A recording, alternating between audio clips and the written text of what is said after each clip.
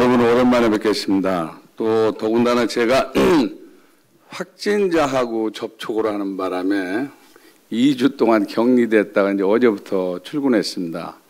뭐 제가 아픈 걸로 착각을 해가지고 건강 조심하라고 이런 문자가 참 많이 오던데 저 건강은 전혀 이상이 없고 오늘 제가 여기 이광재 의원님을 직접 소개를 드리려고 한 이유는 사실 우리가 문화경영 포럼을 하면서 여태까지 정치인을 모신 거는 거의 처음이 아닌가 이런 생각이 들고 금년에 또 코로나 때문에 모실 분들을 제대로 못 모시고 금년에 처음으로 모시는 것 같은데 제가 이광재 의원님은 사실 정치인으로도 유명하신 분이지만 제가 만난 거는 21대 국회에 와서 만나서 몇 번 뵙게 됐는데 이분은 정치인이 아니고 국가를 경영하려고 하는 경영자구나 이런 생각이 좀 든 적이 있어요.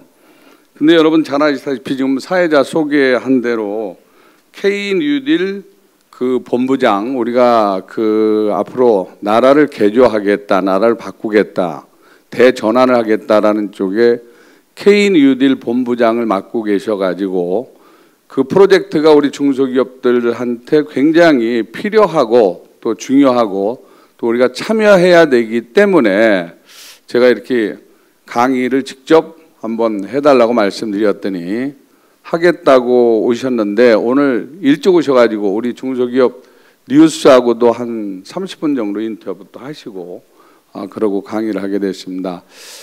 아마도 굉장히 그 유익한 강의를 해주지 않을까 이런 생각이 들고 또 여러분들이 이 K-뉴딜 프로젝트가 디지털 뉴딜, 뭐 그린 뉴딜 뭐 이런 쪽이 쭉 있지만 이것이 우리 중소기업한테 굉장히 새로운 기회가 될 걸로 생각이 든 만큼 강의 들으시고 또 의문 나는 거 있으면은 잘 여러분들이 물어보고 건의하시고 그러면 아마 우리 정책에 반영이 되지 않을까 이런 생각이 듭니다. 그래서 그 이광재 의원님을 모셨는데 강의 듣도록 하겠습니다. 감사합니다.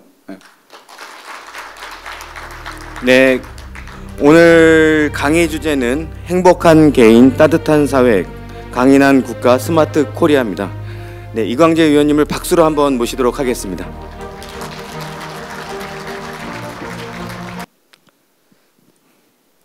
네, 반갑습니다. 저는 현재 기획재정분과에 있고요. 고향은 강원도 평창 사람입니다. 오늘은 행복한 개인.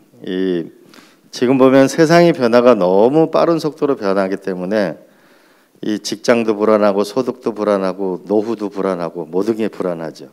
이 행복한 개인이 어떻게 될 거냐. 두 번째로는 아마 미국하고 중국하고의 이 세계적인 경쟁, 20세기의 최대 변화라면은 이 키신저에서 일어났던 미국하고 중국하고의 화해, 21세기의 최대 문제는 미국과 중국과 이 세계적인 경쟁에서 우리가 과연 어떻게 살아남을 건가라고 하는, 그럼 우리는 이 도전 과제에서 우리가 강인한 국가를 어떻게 만들어낼 거냐. 그 다음에 더 나아가서는 도대체 대한민국이라는 나라는 어떻게 돼야 앞으로 살아갈 건가, 이런 부분에 대해서 말씀을 해보겠습니다. 등소평 시진핑 주석 이제 아버지가 시중신이라는 분이 이제 광동성에 부임을 받았는데, 광동성에 가보니까 많은 사람들이 저 홍콩으로 탈출을 하죠. 그래서 잡아서 중형에 처하려고 보니까, 왜 홍콩으로 가려고 그러니까 우리는 먹고 살 게 없는데, 저기 바다 건너 보니까 불이 반짝거리는데 홍콩을 보니까 저희가 먹고 살 수 있으니까. 그래서 결국 이걸 잡아서 매일 처벌할 수가 없으니까 생각한 게, 그럼 우리는 홍콩 같은 나라를 한번 만들면 안 될까, 이런 생각을 해서 등소평 지도자한테 건의를 하죠. 그래서 만들어진 게 오늘날 심천이고, 그래서 약 이 140km 정도를 철책선을 그어가지고 개혁개방이라는 거를 등소평이라는 지도자가 개혁개방을 시작을 해서 30년 만에 저 가난한 나라가 전 세계 G2에 도전하게 된 것이죠. 그럼 우리는 한번 이 30년이라는 우리의 꿈을 가지고 약 앞으로 한 30년 동안 노력을 하면 2050년이 되는데, 이러면 우리가 6.25 전쟁이 시작한 지 100년 되는 해입니다. 그러면 2049년도에는 중국이 생각하는 1949년도에 중국의 모택동이 혁명에 성공하고 난 이후에 100년이 되는 그 해가 됩니다. 저도 그때 정도는 적어도 우리나라가 이 분단을 넘어서 통일까지는 가지 못하더라도 평화와 공존을 통해서 인구가 1억이 되는, 그래서 적어도 우리가 그 당시 정도 30년 뒤 정도가 되면 G5나 G3가 되거나 이런 나라를 만들어야 결국 우리가 미래가 열리게 될 거 아닌가. 그 길을 향해서 한번 도전할 가치가 있는 거라고 생각합니다. 지금 일본 같은 경우에는 2053년 되면 인구 1억이 무너지게 되죠. 그래서 우리가 한번, 여러분들 기업을 하고 계시지만은 한번 국가의 긴 꿈을 가지고 우리가 한번 도전할 필요가 있다고 봅니다. 이제 우리가 새로운 생각을 가지고 저는 새로운 사회를 만들 때가 됐다고 봅니다. 여태까지는 우리는 진보와 보수, 좌와 우라는 이런 가치를 가지고 살았는데, 저는 기본적으로 이제는 세상이 변했다고 생각합니다. 사상에 새로운 사상이 나와야 된다고 보는데, 그 첫 번째로는 이번 우리가 코로나를 겪으면서 무엇을 알게 됐냐면은, 내가 암만 조심을 해도 옆에 사람과 함께 노력하지 않으면 살아갈 수 없다는 걸 우리는 알게 된 겁니다. 성경책에 보게 되면은 과거에는 물로 심판했는데 이제는 불로 심판한다고 그래서 우리는 그 불이라는 게 핵전쟁일 줄 알았는데, 제가 마이크 좀 벗고 하겠습니다. 떨어져 있으니까요. 이게 핵전쟁인 줄 알았는데 핵전쟁이 아니고 기후변화가 이런 위기가 올지 우리는 몰랐던 거죠.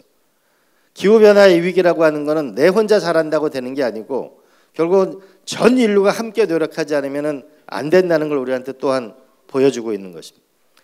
디지털 혁명이라는 것도 또한 가만히 생각해 보면은 우리가 점점 더 하루에 이 컴퓨터 안에, 휴대폰 안에 수십억 명이 모여가지고 컴퓨터로 연결돼서 살아가는, 서로 새로운 세상이 연결된 세상, 연결된 개인이 세상을 바꾸는 주인공이 되고 있다는.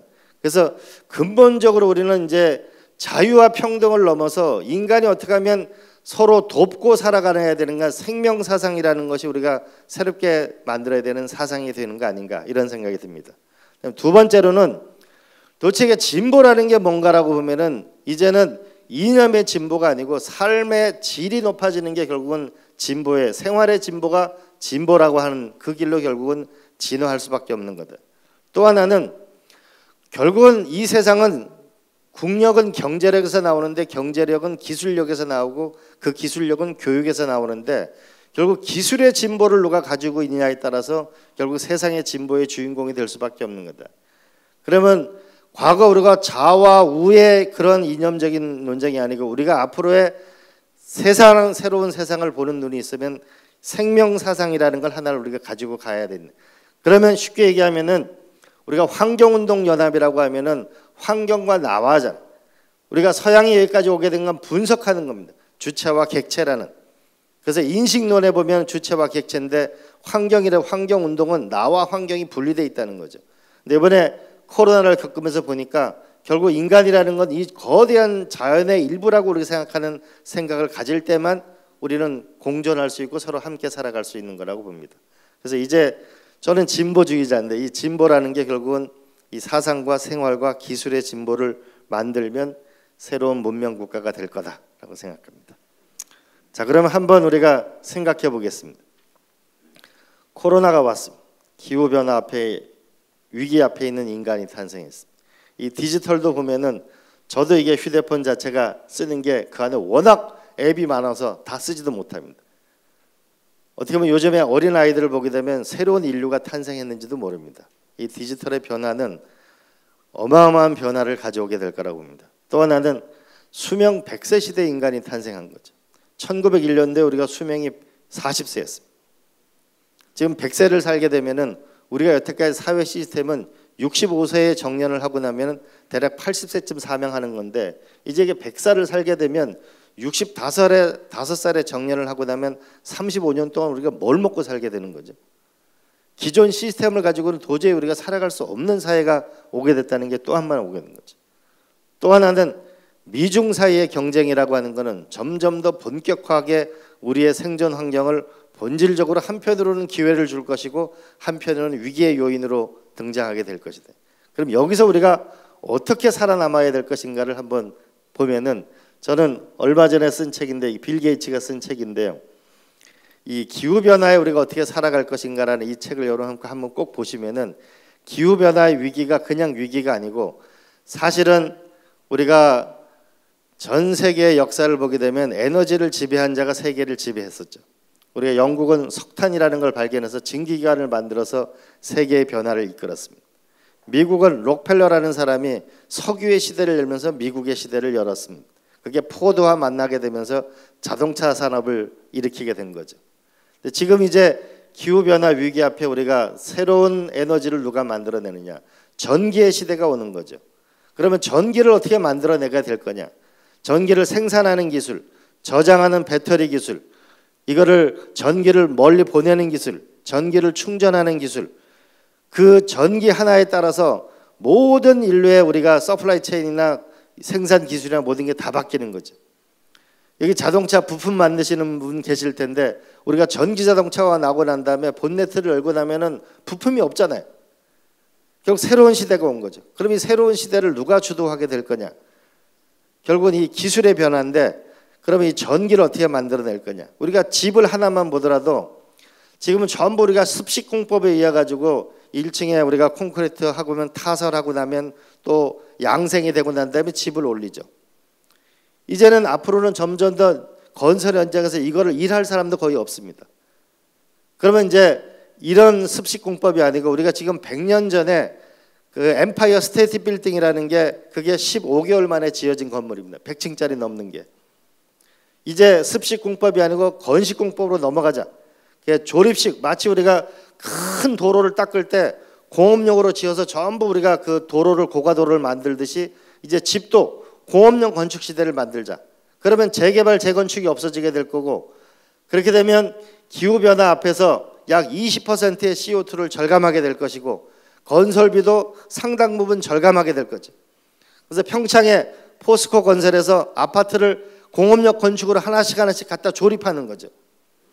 그런 기술을 만들어내게 되면 일대 건축 현장에서도 완전히 다른 새로운 세상이 오겠죠.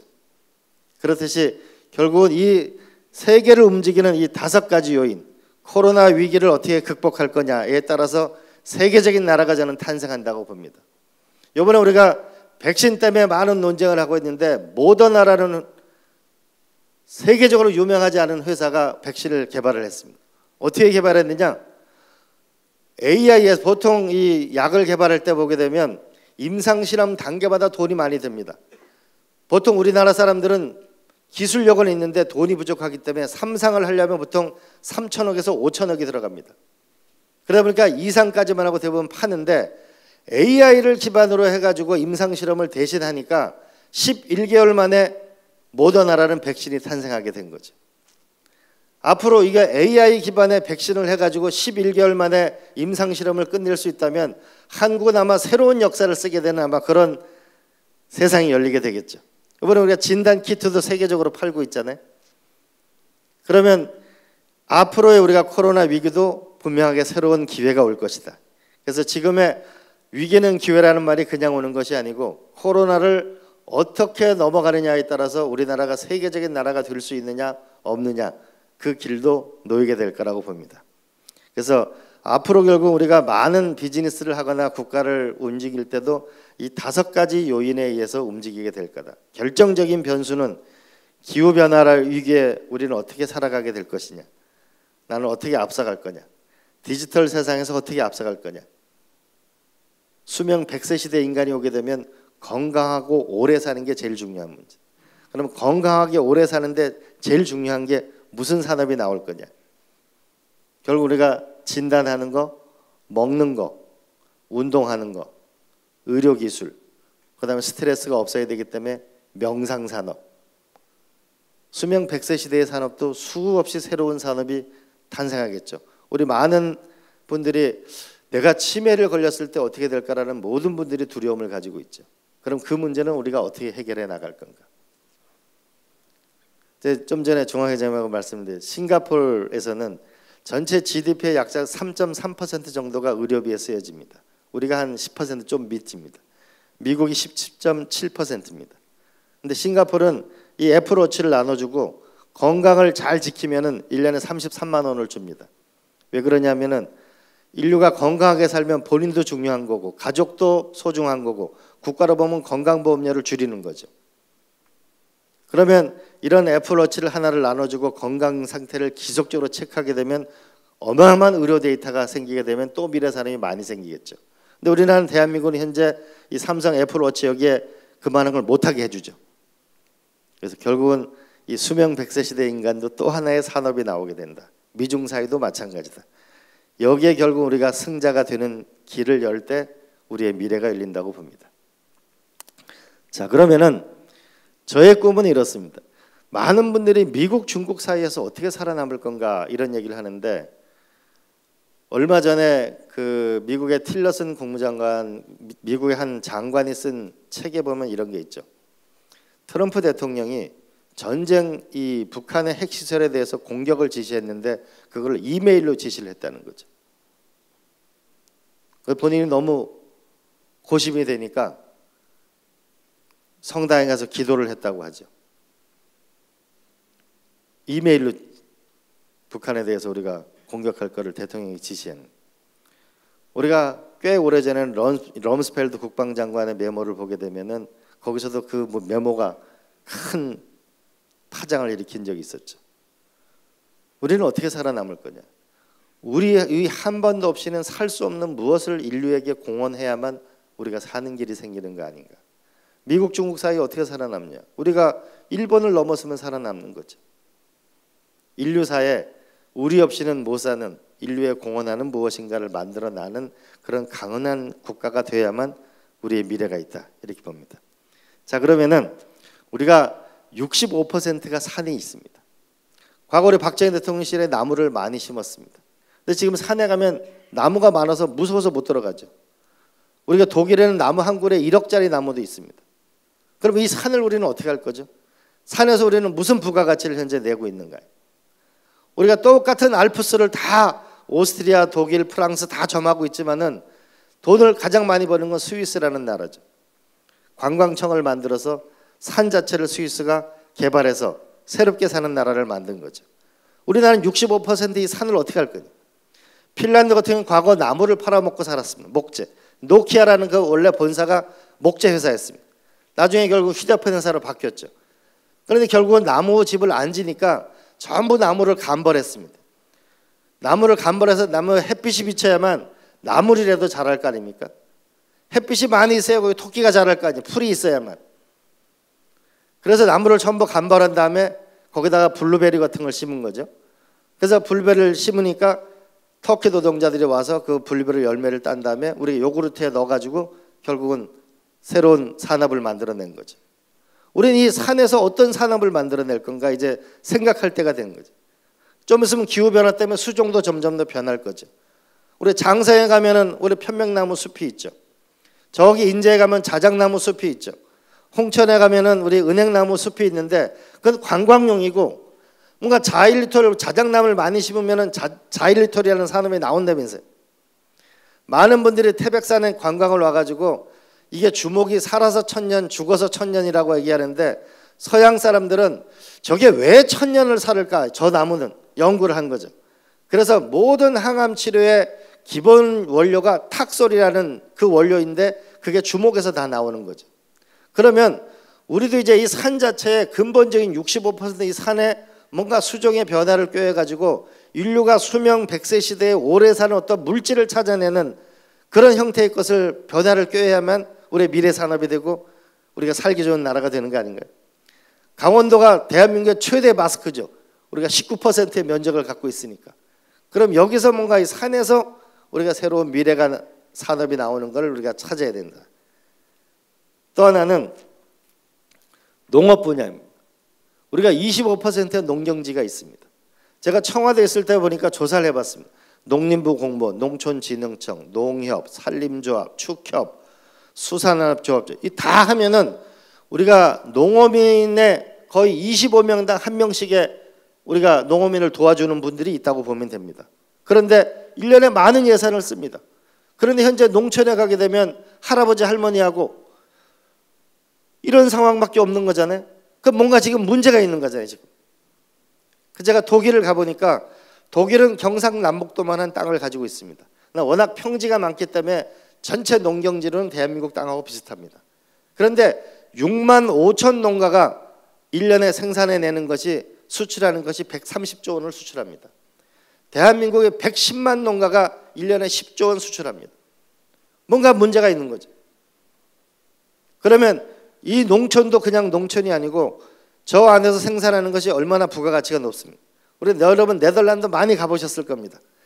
토마토 종자 하나가 3,000개의 종자를 가지고 있습니다.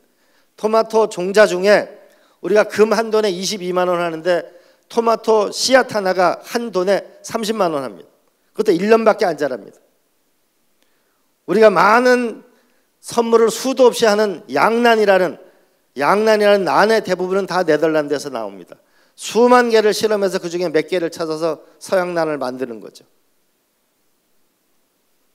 CO2 배출량도 네덜란드가 제가 놀란 거는 그냥 저기서 나온 CO2 배출량을 없애버리고 공해라고 생각하는 것이 아니고 그걸 전부 관으로 만들어가지고 전부 스마트 농장 안에 오게 되면 CO2가 많을수록 식물은 잘 자라는 거죠. 그럼 우리가 대한민국에 수많은 발전소가 많이 있는데 거기에 있는 CO2를 가지고 거기는 폐열도 많이 나오는데 발전소에서 우리는 그런 새로운 농업을 만들어야만 결국 새로운 미래가 열리는 거죠. 우리 한번 생각해 보시죠. 우리가 과거에는 물이라는 게 지금 생수라는 게 기름값보다 비쌉니다. 과거에는 우리가 삼다수 하나였지만 우리가 CU 같은 데 가보면은 우리가 저게 나왔죠. 과거 우리 연세 드신 분들이 할아버지 할머니들이 야 옥수수 수염을 삶아 먹으면 신장에 좋다고 그랬는데 우리는 그냥 넘어갔지만 광동에서 그걸 옥수수 수염차를 만들어서 500억짜리 매출을 하는 거죠. 술 먹은 사람은 헛개나무를 삶아 먹으면 된다 그랬는데 우리는 그냥 그걸 지나갔는데 우리가 CJ에서는 헛개나무 차를 만들었죠. 농업에서 미래의 산업이 수도 없이 앞으로 미래 산업이 나오게 됩니다. 전 세계 바다에 인류의 전체 살고 있는 식물의 80%가 아직 바다에 있습니다. 전 세계 미역을 먹고 톳을 먹는 나라가 우리나라 일본 외밖에 없습니다. 우리가 포항공대 한 교수님이 어느 날 바다를 갔는데 홍합이 그 파도 속에 견디는 걸 보고 저 홍합은 어떻게 저기 바위에 붙어 있을까라고 생각을 한 거지. 그래서 홍합을 연구해 보니까 조그만 실 같은 게 있는데 그게 하나가 8kg을 땡기는 속성을 갖고 있는 거예요. 그래서 이번에 생각을 한 거죠. 우리가 수술을 하고 나면은 이걸 접합제로 쓰면 되지 않을까? 라고 연구를 시작을 한 거죠. 더군다나 이거는 바다 물속에 있는 거니까 몸 안에 있는 위나 이런 거를 수술하고 꼬맸을 때 결국은 여기 수술 접합제를 만들어서 지금 벤처기업을 해서 약 1,000억 원 정도 가치를 갖는 회사가 온 거죠.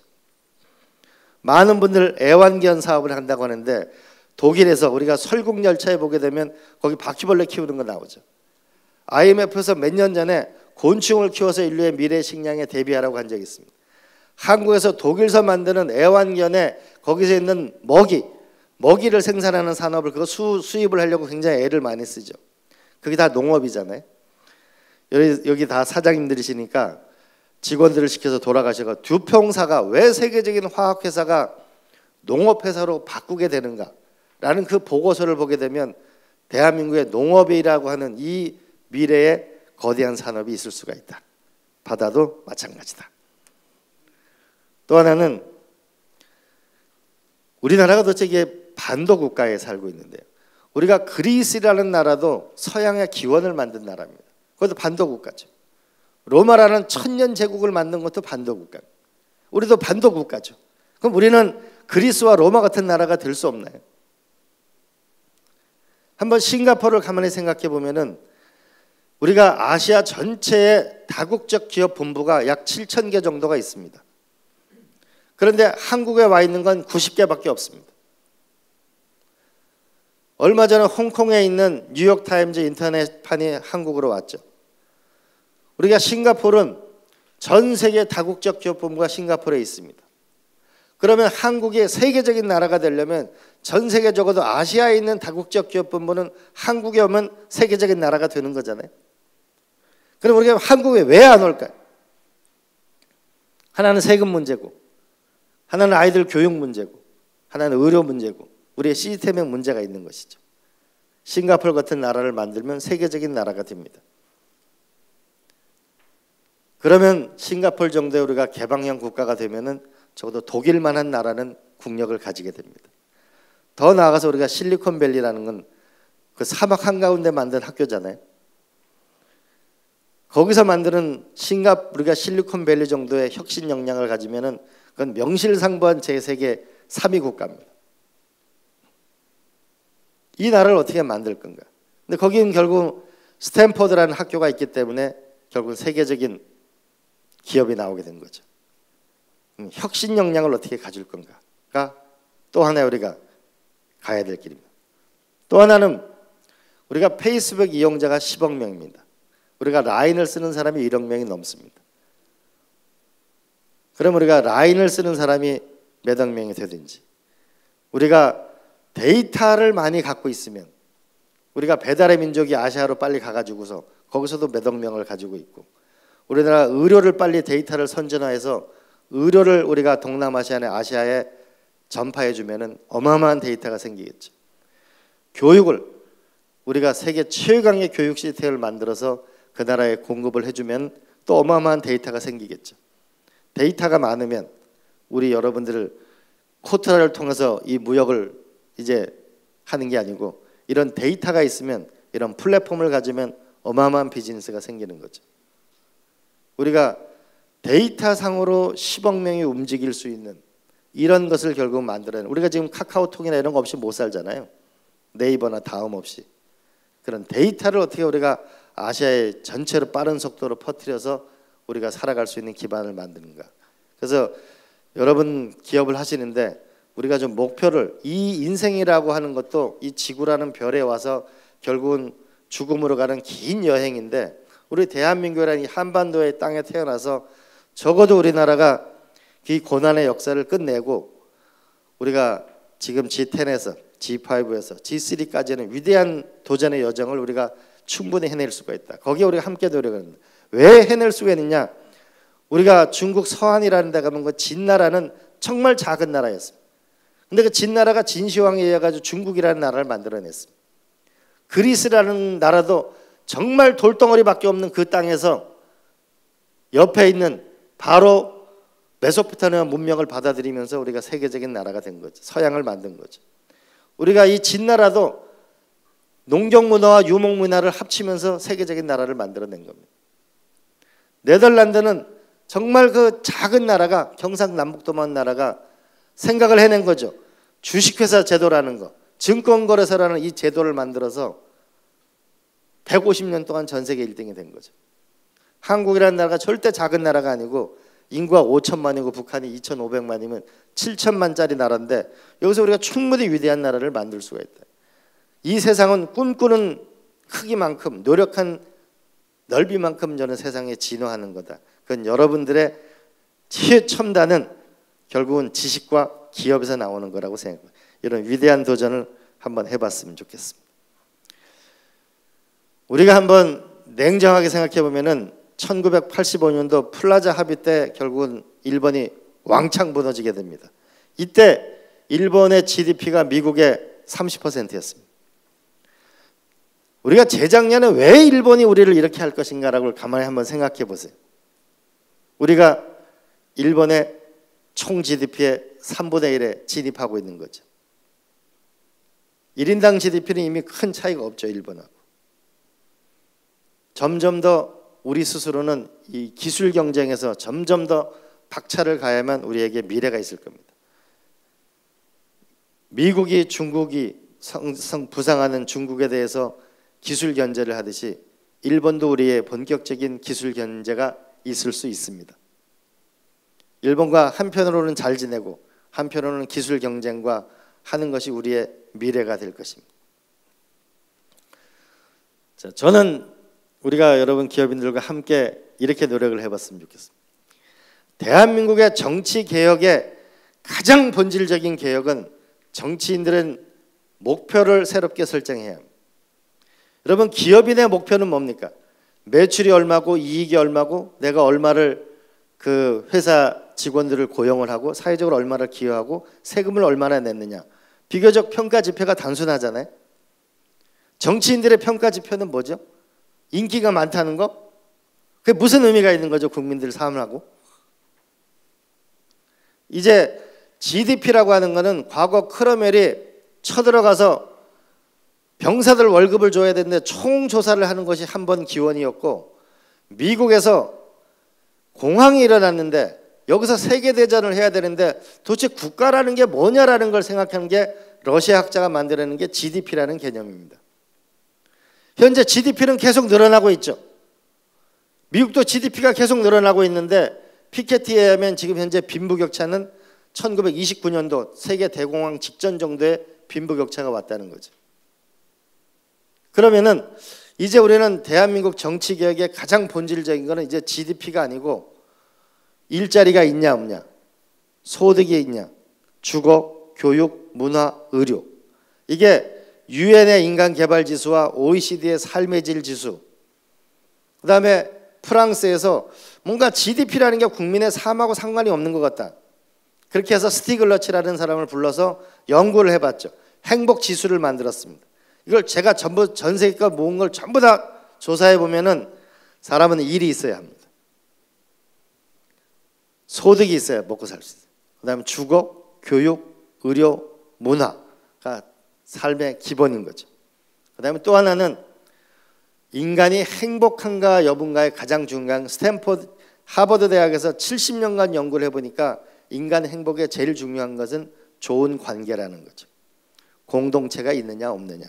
이걸 질병으로 역학으로 조사해 보니까 일본에서 사는 사람, 미국 이민 간 사람에서도 목사님이 계셔가지고 동네 공동체가 강한 데 사는 사람이 심장병 확률이 적다는 거죠.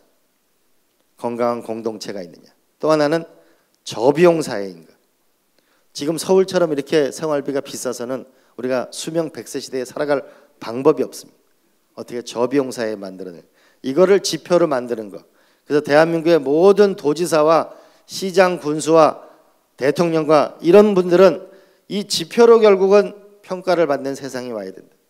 여러분 중국에 많이 여행을 가보셨죠? 성장들 만나보셨죠? 그러면 다 뭐라고 얘기합니까? 우리가 작년 GDP가 얼마나 성장했고 고용이 얼마나 됐고 투자를 얼마 했고 뭐 고용이 얼마, 전부 이렇게 얘기하죠. 우리나라 우리 여러분 시장 군수들 가서 만났을 때 그렇게 설명하는 사람 봤어요? 이제 우리의 지표를 새롭게 만들어야 된다. 그래서 이 지표를 가지고 제가 국회의원 생활도 해보고 청와대에 있지만은 아니 도대체 예산을 왜 이 예산을 교육 예산을 이만큼을 주느냐가 작년에 그만큼 줬으니까 그전에는 그럼 어떻게 줬냐? 그전에 그만큼 줬으니까. 우리가 유럽 같은 나라는 장관들이 보좌관들 없이 모여가지고서 몇 박 며칠 동안 토론을 해가지고 토론에서 이긴 사람이 예산을 더 많이 가져가잖아요. 그렇게 돼야 될 거 아니에요? 정치개혁에 저는 가장 중요한 것은 이제 정치인들이 무엇으로 평가를 받을 건가를 지표를 만들고, 그러면 국민들은 아 경상남도는 교육이 부족하니까 교육 예산을 더 주는 거고, 전라북도 같은 경우는 산업이 부족하면 산업에 더 들어가는 거고, 그렇게 하는 쪽으로 바뀌어야 되겠다. 그래서 한번 이 세상에 국력은 경제력이고 경제력은 기술력에서 나오고 기술력은 교육에서 나오는데 그것을 읽어내는 힘은 기업에서 나옵니다. 여러분들이 꿈을 크게 가져야 합니다. 꿈을 크게 가져야 큰 기업이 나옵니다. 우리가 일론 머스크가 자기가 중학교 때 이런 기후변화 위기를 극복하겠다고, 그게 사실인지 아닌지 모르지만 그 사람의 전기를 보니까 그렇게 써 있더라고요. 그래서 미국을 이뤘던 강력한 산업이 뭡니까? 우주 산업이잖아요. 그 우주를 도전한 거잖아요. 록펠러라는 세계적인 미국의 재벌인데 결국은 포드하고 록펠러인데 결국 전기 자동차에 도전해가지고 세상의 흐름을 바꾸고 있는 거잖아요. 여러분 기업인 여러분도 세상의 흐름을 바꾸는 거, 디지털에서 세계 선도가 되는 거, 기후변화에서 세계 선도가 되는 거, 수명 100세 시대의 세계 선도가 되는 거, 미중 사이에서 살아남을 수 있는 세계적인 기술을 만들고 산업을 만드는 거, 그런 쪽이 한번 주역이 됐으면 좋겠습니다. 여기서 박수를 한번 치시고 가시죠. 자, 그러면 당면한 중소기업 문제로 넘어가 보겠습니다. 코로나가 1년이 되니까 이게 정말 이제 굉장히 힘들죠. 우리가 소상공인한테 정부가 31조 원을 지원했는데 부채는 39조가 늘었습니다. 그럼 결국은 한계가 있다는 뜻이죠. 이걸 코로나로 우리가 빨리 극복해야 되는데 1년이 지났고 이제 봄철이 왔습니다. 변화를 꾀해야 되는데 여주시에서 이 타액으로 하는 거죠. 침으로 하는 신속 PCR을 했는데 이 신속 항원은 떨어지는 신속 PCR을 해서 약 53분 만에 조사를 합니다. 그래서 이건 대략 8,000원쯤 합니다. 그래서 얼마 전에 여기는 그래서 KCC라는 공장 문을 열었죠. 일주일에 한 번 조사하면 되는 겁니다. 그리고 아울렛도 열었고 심지어는 오일장도 열었죠. 얼마 전에는 전라남도 영암군에서 전라북도와 힘을 합쳐서 그 조선소 17,000명 있는 공장, 10,000명 있는 공장을 PCR을 통해 가지고 이제 우리가 좀 더 프리존을 자꾸 만들어 나가는 거죠. 여러분 기업인에서도 회사에서도 지자체에서도 이런 노력을 하게 되면 훨씬 더 우리가 좀 더 빠른 속도로, 그래서 우리가 QR 카드 요새 다 찍어야 들어가지 않습니까? 그러면 일주일치죠. 이제 찍으면 음성이면은 우리 활동을 좀 더 자유롭게 할 수 있는 그런 세상을 빨리 만들어야만 우리가 기업 활동도 좀 더 원활해질 거라고 보고 이 사례가 좀 더 확산됐으면 좋겠습니다. 그다음에 많은 우리 그 중소기업 지난번 부회장님이 오셔가지고 지금 많은 애로를 겪고 있는 게 공항을 갔다 오면 이게 2주간 자가격리를 해야 되니까 이 문제를 좀 빨리 풀어달라는 게 많은 분들의 건의사항이었는데 지금 프랑크푸르트 공항에서는 대략 3시간, 보통 일반 하게 되면 139유로를 더 내면 이거를 이제 해주게 됩니다. 그다음에 이제 비엔나 공항도 이렇게 하고 있고 나리타 공항도 이렇게. 지금 현재 우리는 이게 영문으로 된 또 서류를 발급해 줘야 되는 문제가 있습니다.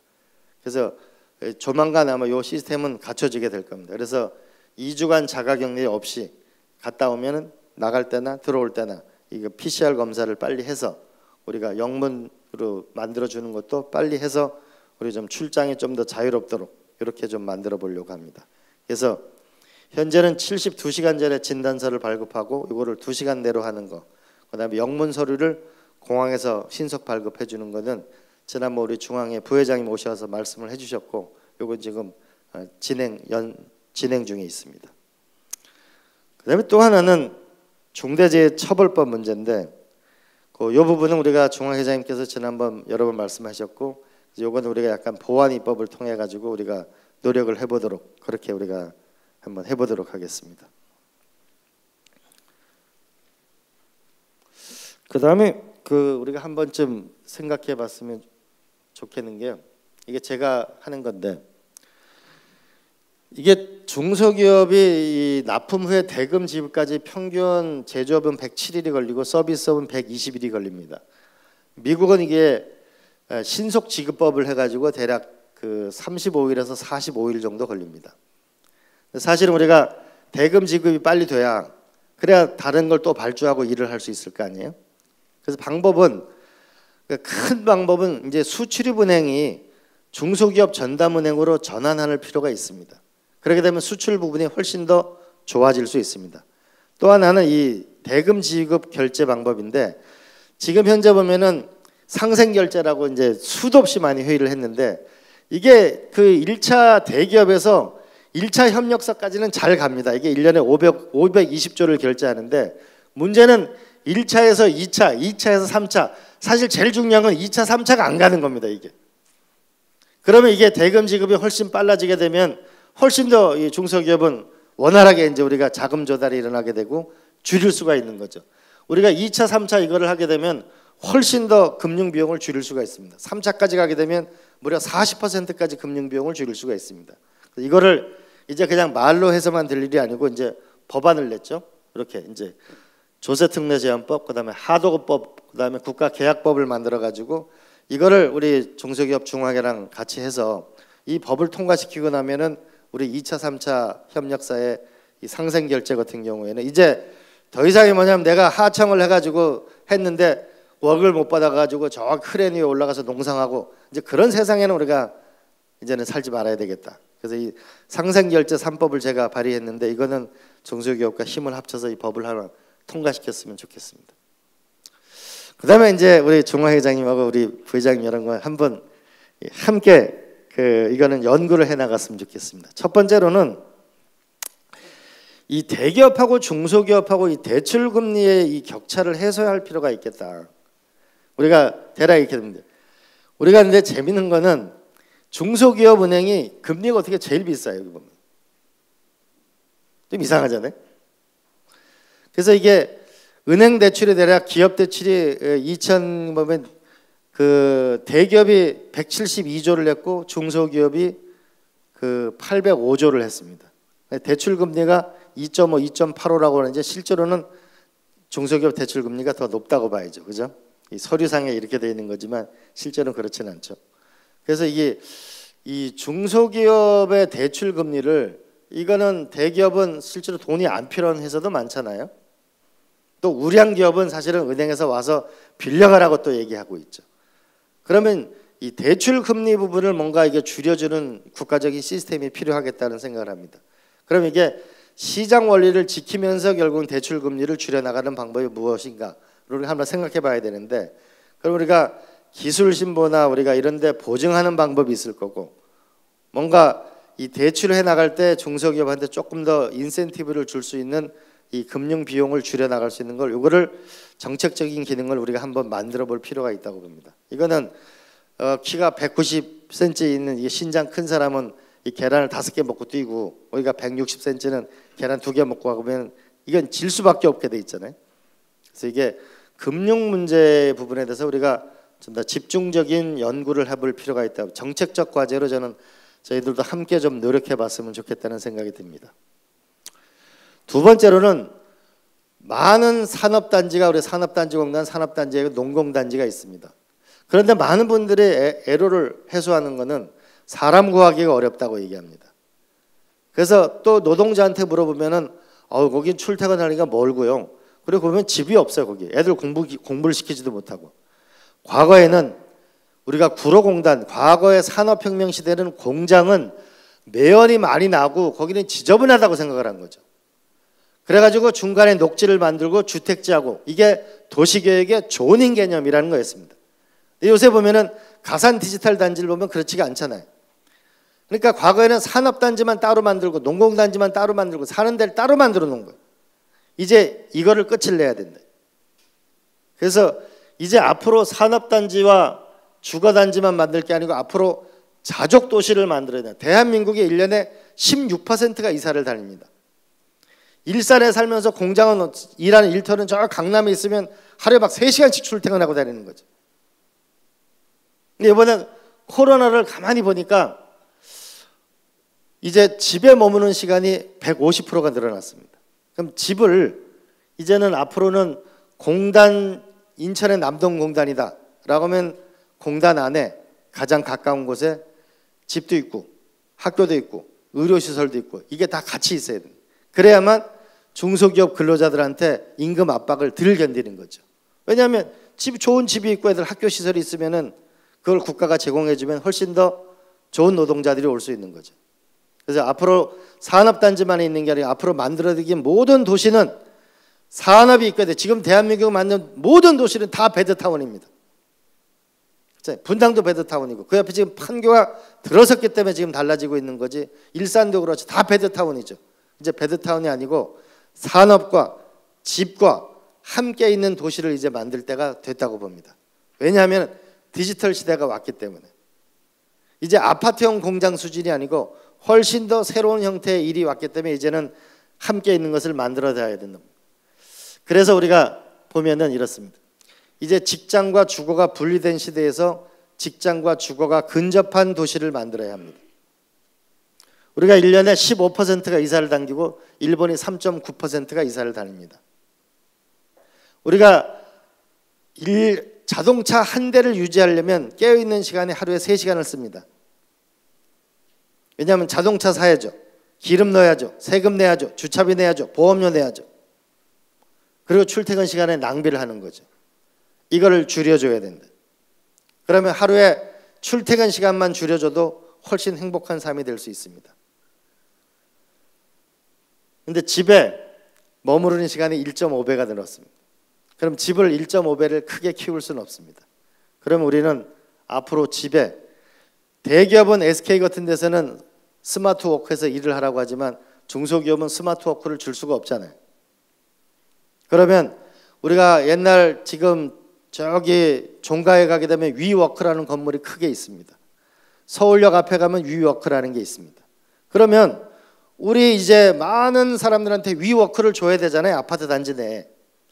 집집마다 전부 뭐냐면 고급 3D 프린터를 갖고 있거나 CAD를 갖고 일을 할 수 없잖아요. 그러면은 아파트 단지 내에 일을 할 수 있는 시스템을 만들어줘야 된다. 그러면 회사에 출근해 여기서도 일을 하다가 회사할 때 출근하게 되고 여기 영상회의 시스템을 만들어줘야만 일을 우리가 원활하게 할 수 있는 거죠. 그래서 이런 우리가 주거를 공급할 필요가 있다고 봅니다.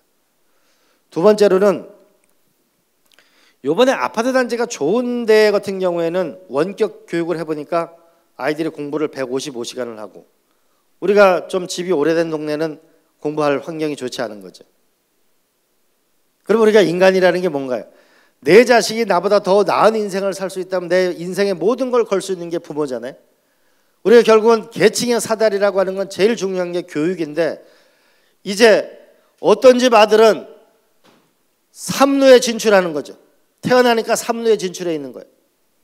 가난한 집 아이들은 투 스트라이크를 먹고 태어나는 거예요. 이제 하나만 더 먹으면 신용불량자 되는 거예요. 어떤 집 아이는 태어나면 삼루에 가 있는 거예요. 이걸 우리가 줄여줘야 되는 결국은 교육 격차를 줄여줘야 됩니다. 그래서 제가 이제 우리가 뉴딜에서 하고 있는 게 이번에 원격 교육을 해보니까 컨텐츠가 중요합니다. EBS 거, KBS 거 뭐 이런 걸 공부를 해야 되는데 이게 전부 다 저작권에 걸립니다. 대학교에서 우리가 하버드 대학 논문을 검색하면 3,000원이지만 집에 가서 검색하면 3만 원입니다. 그래서 이제 법이 곧 통과될 겁니다. 대한민국에 있는 모든 도서관 이런 걸 전부 디지털로 만들어 가지고 아파트 단지까지 학교 교실까지 다 집어넣어 주는 거죠. 그리고 이제 우리 중앙 회장님이 좀 도와주시면은 우리가 이제는 암기한 이제 대한민국이 모방할 나라는 없습니다. 배울 나라는 많지만 모방할 나라는 없습니다. 이제 암기하는 대한민국에서 모방하는 대한민국이 아니고 이제는 질문하는 대한민국을 만들어서 창조하는 대한민국이 돼야 대한민국 없이는 못 사는 나라를 만듭니다.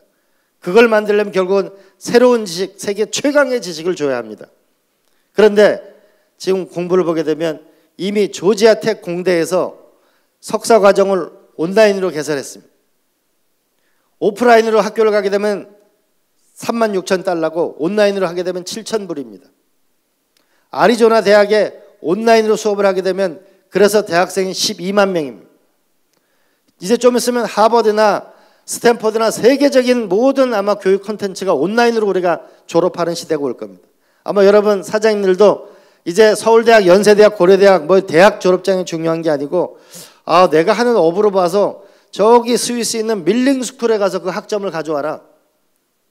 프랑스에 무슨 학교가 있다는데 아마 그렇게 저는 교육이 바뀔 거라고 봅니다.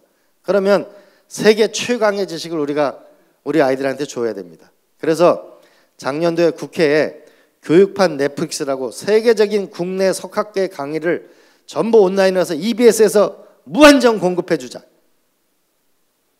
그래서 국가 예산을 원래는 꽤 많았는데 50억밖에 못 받았어요. 그러면 우리가 기업에서 예를 들어서 국민은행이다.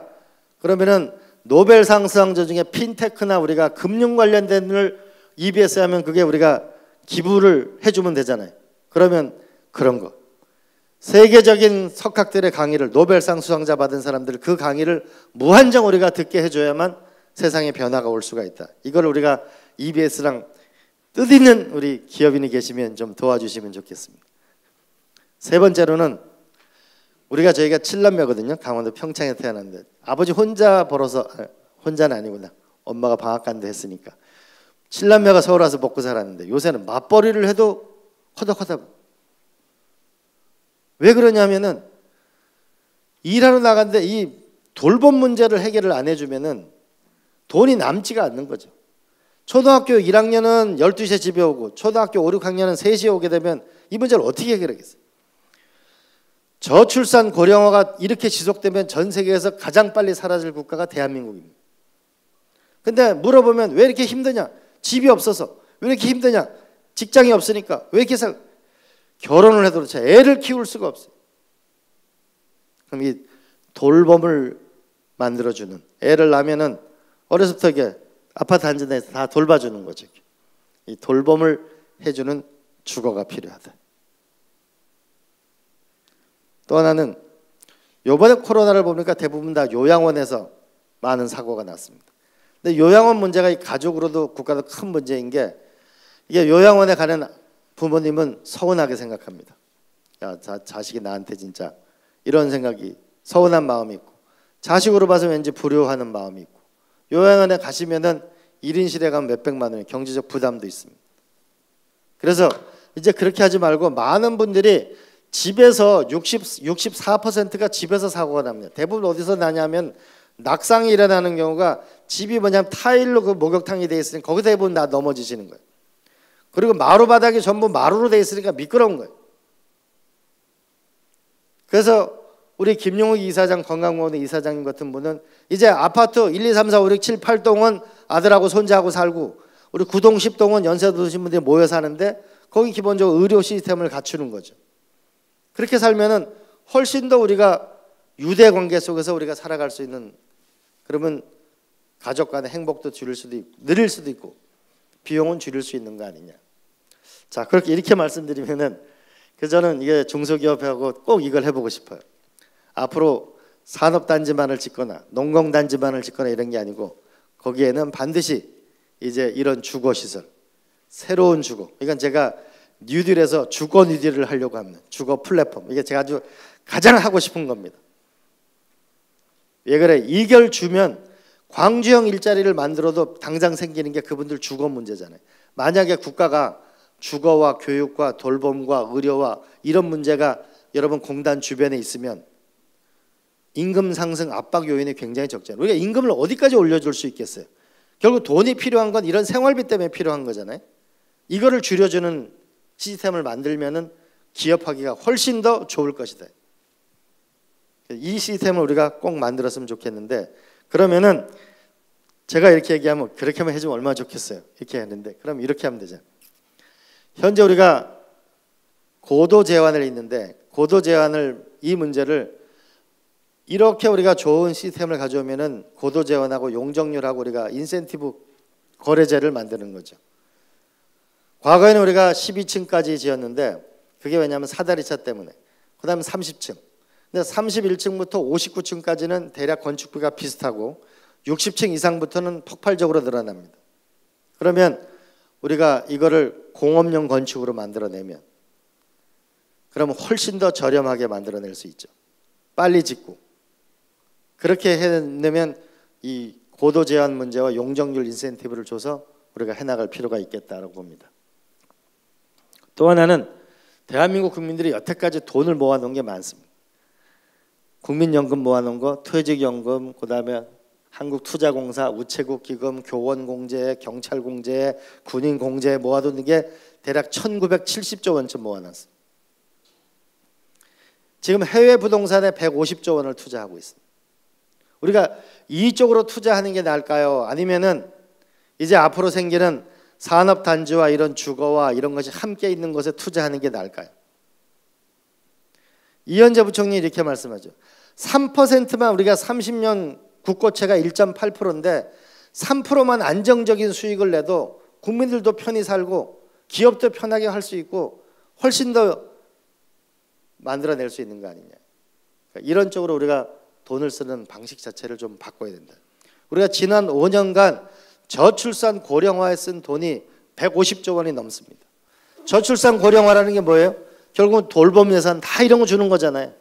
이거를 패키지화해서 공간혁명을 이뤄내는 거죠.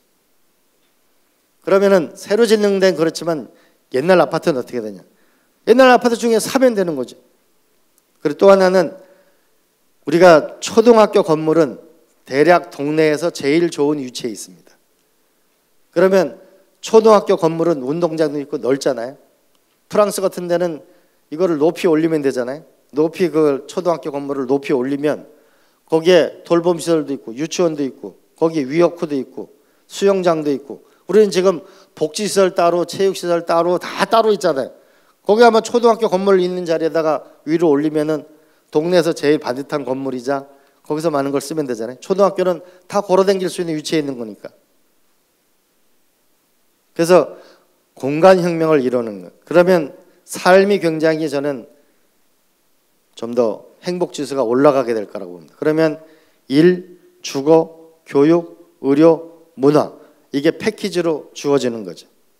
그럼 여기에 우리가 싱가포르이 처음 만든 게 아파트형 공장인데 우리가 결국은 미래의 많은 일이라는 게 컴퓨터로 일을 하는 거잖아요. 그렇게 되면 앞으로 공단이나 우리가 스마트 공단을 만들거나 그런 거 할 때도 이제 중소기업도 저도 이제 할 건데 이제 앞으로 무슨 도시를 만들든지 다 일하는 거하고 다 같이 있는 거. 공단을 만들 때도 다 주고 다니는 같이 있는 거. 이렇게 만들게 되면 임금 인상 압박을 굉장히 줄일 수가 있다.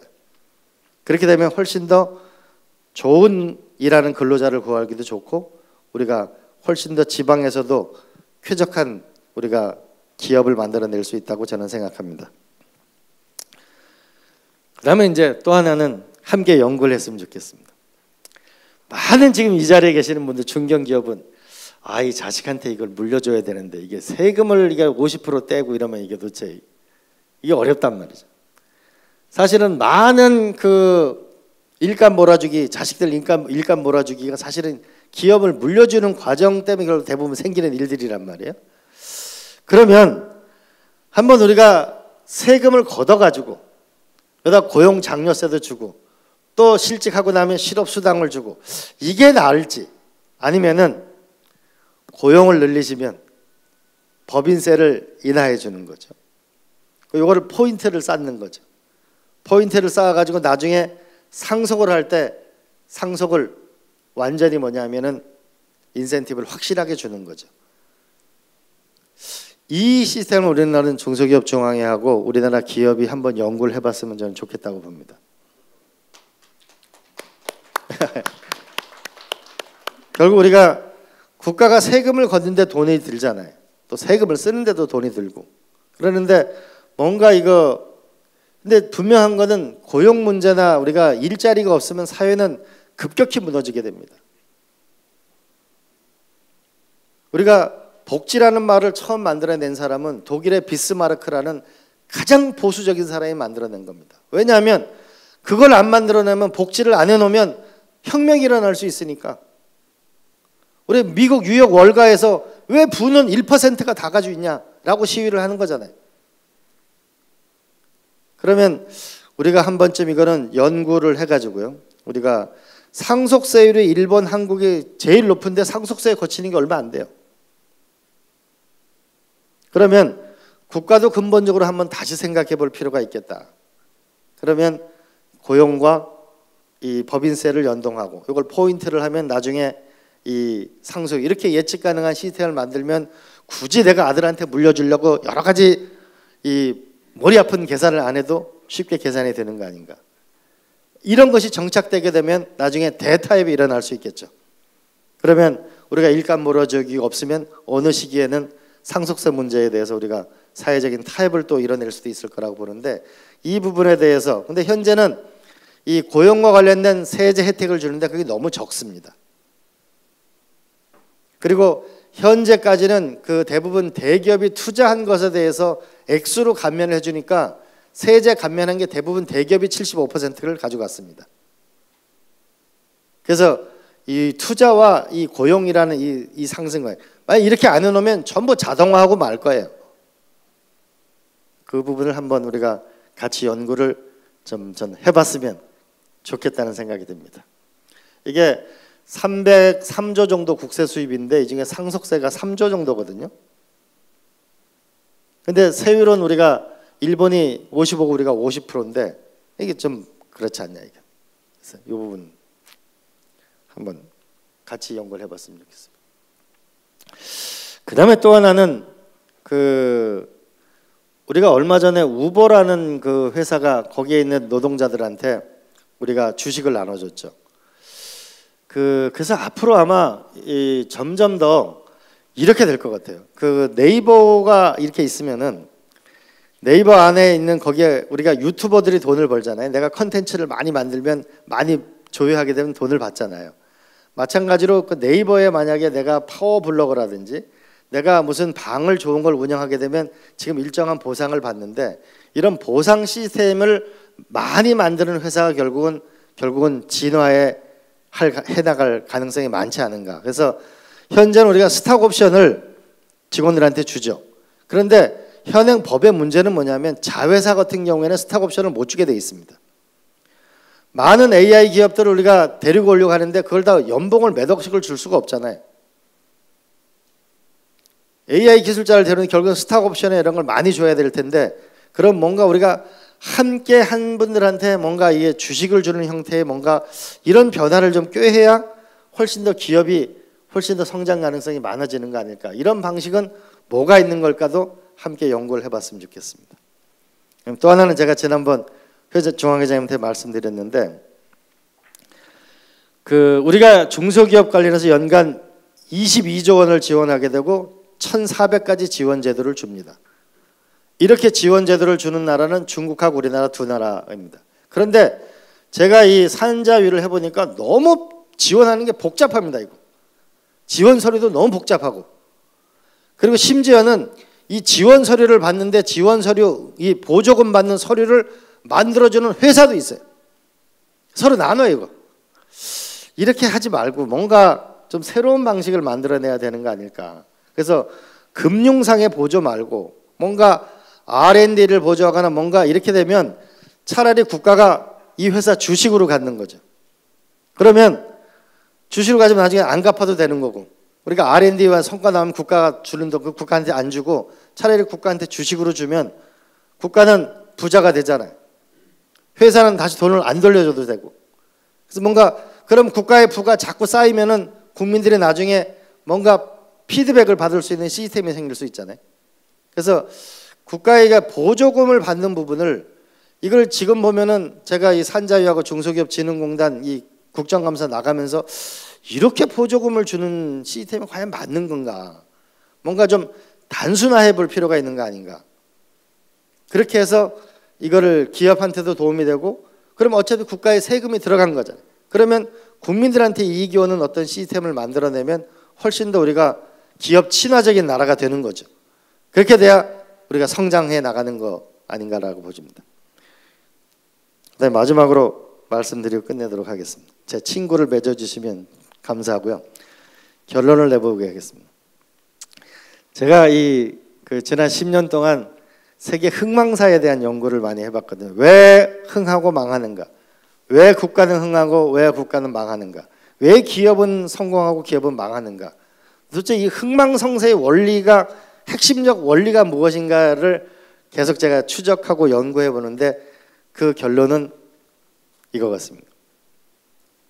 기업이라고 하는 게 사람 인자에다가 이 그칠 지자를 쓰죠.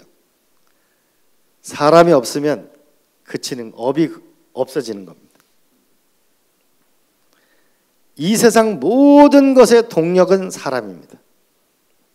그런데 옆에 사람하고 나하고 차이가 뭐냐면 이 사람 머릿속에 무슨 생각이 들었는가가 가장 큰 차이들이에요.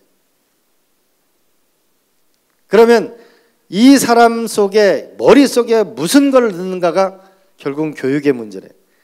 국력은 경제력에서 나오고 경제력은 기술력에서 나오는데 그 기술력은 교육에서 나오는데 그 교육은 결국은 교육의 학문이라고 하는 것은 질문하는 걸 배우는 게 학문이래요. 이제 대한민국은 이번 코로나를 겪으면서 우리는 많은 국민들은 깨닫게 됐습니다. 우리가 봤던 선진국이라고 하는 미국의 모습을 보고 유럽의 모습을 보고 의사들이 환자를 냅두고 도망가는 걸 보고 우리는 대한민국을 새롭게 발견하게 된 거죠. 더 이상의 우리는 모방할 배울 나라는 많이 있지만 모방할 나라는 더 이상 없다는 마음의 각오를 해야 합니다. 그래서 우리 스스로가 세상의 새로운 미래가 되겠다는 꿈을 가져야 합니다. 그래야 위대한 나라를 만들 수 있고 위대한 기업을 만들 수가 있습니다. 삼성의 이건희 회장이 그때 회사를 물려받았을 때 이익이 1,700억이었습니다. 그때 미국을 갔는데 미국을 가서 삼성이라는 거를 제품을 달라고 하니까 진열장에는 전부 소니 제품이고 파나소닉 제품밖에 없고 삼성이라는 텔레비전은 저기 창고에 있는 것을 발견하게 된 거죠. 돌아와서 이제 앞으로 세계 인류 아니면 만들지 말자 라고 해서 반도체에 도전을 한 거죠. 세계 인류적인 반도체에 관한 인류 기업이 된 거죠. 그래서 마누라 빼고 다 바꾸자는 캠페인을 시작한 거죠. 우리 이번에 코로나를 겪으면서 전 세계 사재기를 안 한 민족은 우리. 수많은 자원봉사자가 나서 극복한 것도 우리입니다. 우리가 스스로에 대해서 작게 생각하면 작은 겁니다. 사람은 마음을 작게 쓰면은 바늘 하나 꽂을 수 없는 게 마음이고, 마음을 크게 쓰면은 온 세상을 다 담을 수 있는 게 마음입니다. 생각이 얼마나 위대하고 무서운 거냐면, 생각은 그 생각을 관철하려고 하는 속성을 갖고 있습니다. 그래서 우리가 멀쩡히 잘 지내다가도 추석날 모여가지고 정치 얘기하다가 형제들끼리 싸움하고 에이 다시는 안 봐고 나오죠. 우리의 생각을 다시 가집시다. 대한민국 현재 다들 어렵다고 얘기하지만, 어려운 이때 우리를 다시 재발견해서 위대한 나라를 함께 나갔으면 좋겠어요. 기업의 기는 사람이 없으면 업이 없는 겁니다. 사람에 투자를 해야 돼요. 사람에게 투자한다는 우리가 생각을 새로 먹는 겁니다. 다시 우리가 지난 시절을 되돌아보지 말고, 지난 시절에 6.25 전쟁 잿더미에서 여기까지 온 거는 이제 옛날 일이고, 지금부터 우리가 미래를 향해서 다시 도전하는 거죠. 전 세계 디지털의 최강자가 되는 거, 기후변화에서 기후 악당 국가가 아니고 기후 선도 국가가 되는 거, 수명 100세 시대 인간의 생명과학의 사람의 꽃을 내는 거, 그리고 미중 모든 나라의 미국, 중국, 일본, 러시아의 견제가 아니고 그들의 존경과 그들의 믿음 속에서, 박수 속에서 위대한 나라를 만드는데 여러분과 힘을 모아서, 노력을 모아서, 생각을 모아서 우리가 전진하는데, 그 모든 것은 여러분들의 심장에서 나와야 됩니다. 가슴이 뜨거워야 됩니다. 뜨거운 가슴을 가지고 지난해까지의 경력은 잃어버리시고 이제 앞으로의 미래를 향해서 멋진 대한민국을 향해서 함께 나갔으면 좋겠습니다. 고맙습니다. 예, 열정으로 해안을 보여주신 이광재 의원님께 다시 한번 감사드리면서 다시 한번 박수 한번 부탁드리겠습니다. 네, 기념 촬영. 네, 질문 없어요? 질문 없어요? 네, 네. 네, 마이크 잠시. 저는 한국클라우드조합 베이스 이사장입니다. 국회의원 중에, 여야 국회의원 중에 디지털에 대해서 준비된 분이 누구신가에 저희들은 여당에서 이광재 의원님이 거론될 때가 있습니다. 그래서 저 오늘 사실 조합의 이사장으로 등록되고 1년 반 만에 첫 모임에 참석을 했습니다. 그래서 제가 오늘 이 의원님의 강의를 들으면서 좋은 선물을 받고 간다, 이런 생각을 하게 됐고요. 그렇다면 의원님께서도 정말 좋은 선물을 하나 주셨으면 합니다. 그 선물, 제가 원하는 선물은 사실 그 차등 의결권이라는, 특히 벤처기업의 차등 의결권이란, 이거는 상당히 중요합니다. 의원님 강의하신 대로 사실 이 중소기업은 좋은 인재를 영입하는데 이 방법밖에 없습니다. 주식을 준다거나 스톡옵션을 준다거나. 근데 이런 부분이 법적으로 너무너무 규제화되어 있습니다. 그 쿠팡 보세요. 그 좋은 기업이 한국을 결국은 떠나고 나스닥에다가 등록을 했지 않습니까? 이거는 정말 서운한 일이거든요. 그래서 저는 정말 그 의원님께서 이 정도의 컨텐츠를 가지고 저희들에게 이 많은 이를테면은 영감을 주신 분께서 다른 어떤 것보다가 정말 차등 의결권, 최소한도 벤처기업들이 인재나 그 직원이 아니어도 주변의 지인들을 영입해서 회사를 성장시키는데 활용할 수 있는 스톡옵션, 주식, 마음대로라기보다가 의결권을 갖고 움직일 수 있도록 오너에게 한 표당 최소한 10표 정도는 발행을 할 수 있도록 이 부분을 의원님께서 간철해 주신다면, 아마도 의원님 후원 카톡에 친구로 추가 요청을 하시지 않아도 엄청난 팬들이 모일 겁니다. 그래서 이거를 먼저 좀 언론에 어나운서 해주시고 이것만 해결을 하신다는 그 의지를 좀 가져주십시오. 그 의원님 말씀 중에 어떤 표현을 하셨냐면 하나를 적어놓은 게 있는데 잠깐만요. 말씀드려줘서 생각을 본인이 하는 생각을 관찰하는 거, 이 습관이 앞으로 필요하다는 거, 이 부분을 의원님께서 실천해 주시기 바랍니다. 감사합니다. 네, 감사합니다. 그 벤처 차등 교육권 문제는 이제 저희도 논의를 많이 하고 있고요. 결국은